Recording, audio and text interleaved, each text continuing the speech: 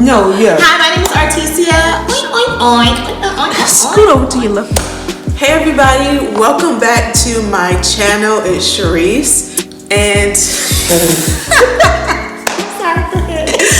I have one of my very dear friends here with me, Artesia. Hello. And we're just gonna hop right into it. We're gonna be having a conversation. Yes.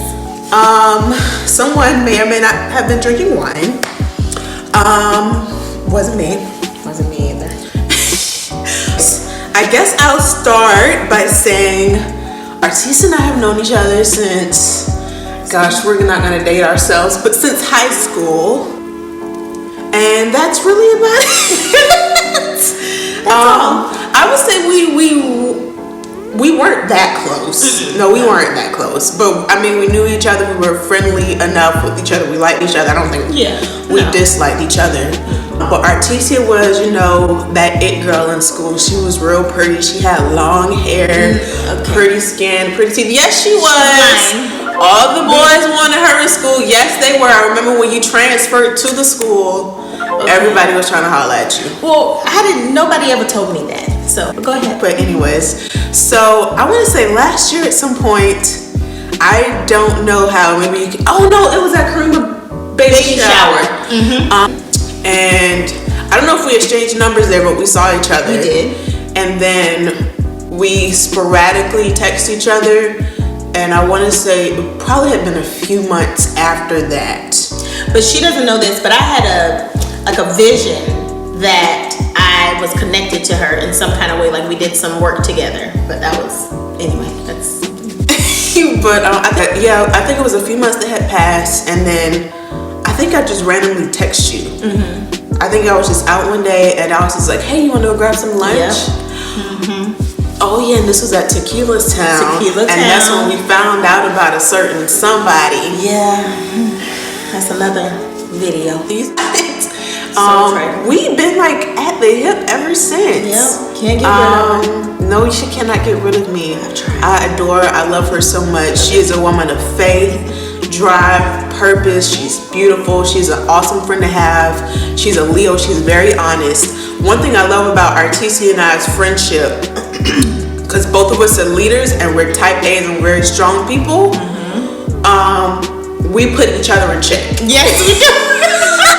She'll check me one day and then I'll check her the next. I don't know if y'all know, but you know, when you check somebody, you jokey here. No, I'm talking about you put them in check. Like, who is you talking to? You're not talking to me like that.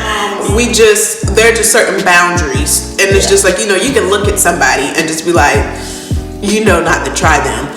Artesia, that person, she gonna look at you, but she's gonna also say it. So I like that dynamic in our relationship. I don't remember what it was. Oh, I think we were in Hilton Head, and I don't know what I said to you, but she kind of shut down. And I'm kind of blunt. I'm not kind of blunt. I am blunt. Yeah. And sometimes, you know, my foot's in my mouth, and I will fly off the handle at saying something, and it's not an ill intent behind it. I'm just literally, something may just come out of my mouth, and I didn't know that it had offended her. And she just got quiet, and I was just like, you okay? Like, what's wrong? But okay, so in that, it wasn't nothing she said that day. It was something that had happened before. But I'm the type of person where I like to think about things before I just react, because I used to be just react on everything. So now I've learned, think about it first before you just react, so you can see and you can come to a more positive, you know, agreement on things when you're talking and you're not so aggressive and angry and stuff like that. So you can get your point across. I took that time to woosah, and then I told her how I felt.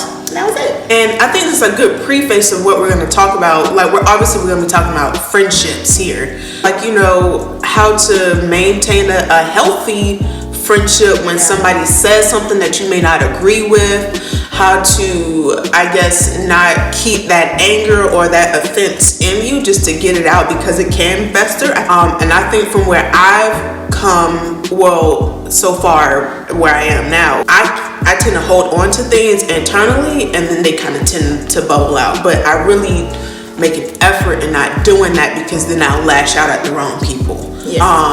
But for me, that's really important because I don't talk to my friends every day. I'm not that person that we need to be FaceTiming every day.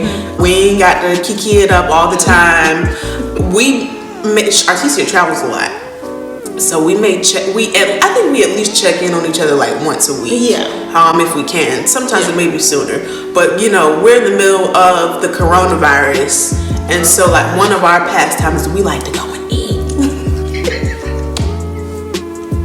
And we will like to go to Burger King or something. We bougie eaters. Very bougie. Like we have the wine and the cheese. Yes. The appetizers are too. Little sauteed green tomatoes. Yes. All the fine dining in Savannah. That is our thing. Everyone needs a little bougie friend or whatnot, but that's just kind of like where I am with my friendships, or I think with people in general. I don't need to talk to people all the time. But I will say one thing that has been happening because of the virus, it has forced me to, I won't say force in a bad way, but it's put me in a position to better check on people. Yeah. Because we are all in a bind. Like people aren't working, people are home with kids all day. Yes, home with their spouses. And that challenge, that puts a different, I won't say a strain on the relationship, but you have to figure out how to navigate around that. I know my niece is over here. You can't tell you can't tell neither one of them. I have two nieces. You can't tell neither one of them nothing. But it's just like, I can only take y'all in doses. But now y'all not in daycare. Yes. We need to fix and solve this problem. We need to learn how to navigate and mesh well together, because you're not gonna be bossing me around all day. I mean, even thinking in like our relationship, because Artesia swears that I'm bossy. Very. Not that. How am I bossy? You are bossy, baby. I don't know, and you have that like the only child syndrome, but she's not the only child. That's why I don't know what, but she's the only girl. My nieces are the same way. Like they are olive. They're oil and water. Like my nieces are me and my brother, just in little people form. Okay, so one of the things that Artesia and I found out when we reconnected last year was how much of a hard time that both of us were kind of like having very similar situations. Yes. Professionally, personally, and relationships, like all across the thing. You could have swore that we were the same person, but exactly. With different scenarios and situations. Last year I had got out of a relationship. We're just gonna leave it at that. And with my entrepreneurship and building my business, like, there were ebbs and flows. So it was kind of like figuring that out. And then I think most of it was coming off the heels of that relationship. It was just a lot. It was a lot of stuff going on. And it was just like, child, I don't know. It was just a mess. I think for me, I had a lot of things revealed to me.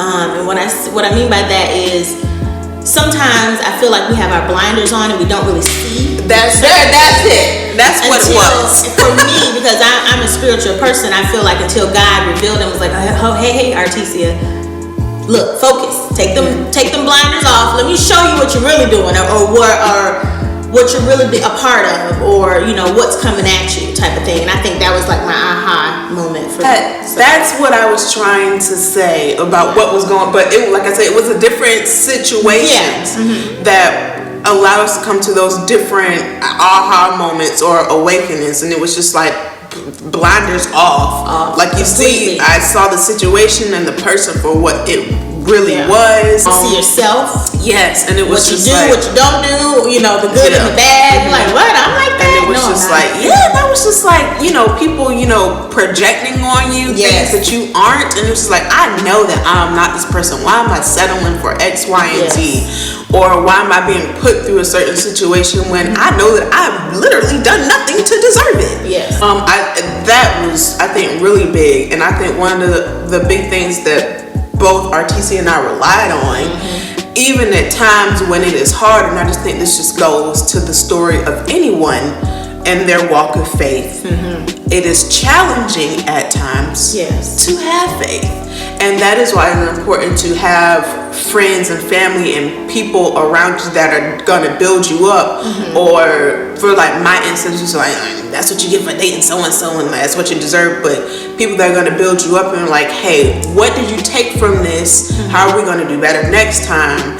But also people that are going to put the focus back on the center where it needs to be. And I think for us, that's our spirituality. Yes. And I think too, I had to realize, what I realized about myself is I'm a really tangible person. And I think pretty much kind of all of us are kind of like that.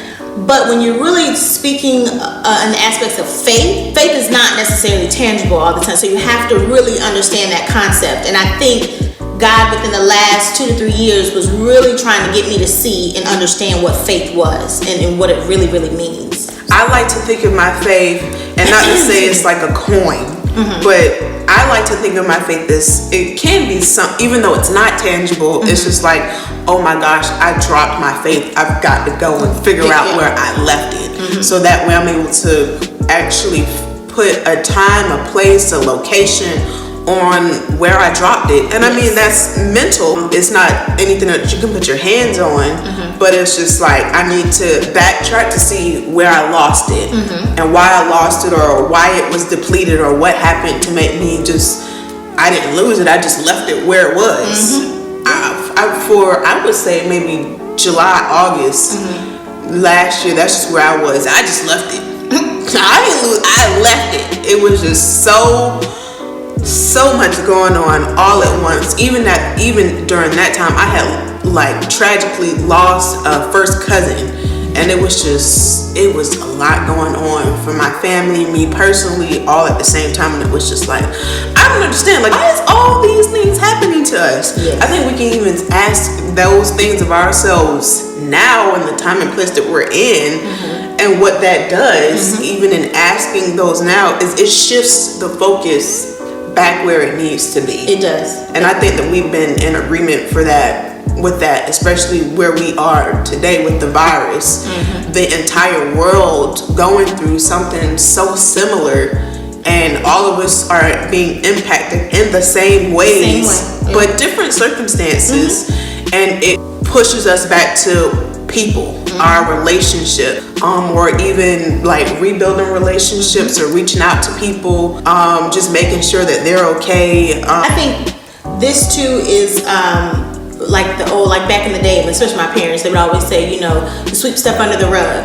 I think this particular thing that's going on with the virus and stuff is basically picking that rug up and letting everybody see everything that's under that rug. Oh, you're not even picking up what's under the rug. But like I mentioned, like my nieces, so there's this rug that we have here, and you let kids play and eat and do all kinds of stuff in a certain thing, and you don't really know what's in there until you pick it up and shake it out.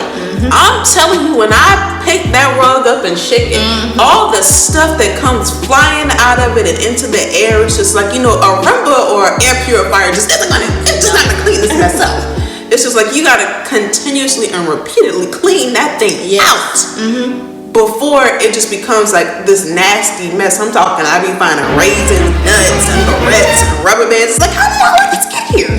And just piling up on top of each other. And then on top of that, if you're not cleaning it up, it becomes, I hate this word because it's so overused, it becomes toxic. It does. And so it's just like, y'all don't sit on that rug, it's nasty. But that's the place that they continuously go back to. That's their place of comfort. But we as humans, we're so easy to, even if we do have something that's toxic or we're in something crazy, we know how to like remove ourselves for a minute, but we come right back to it.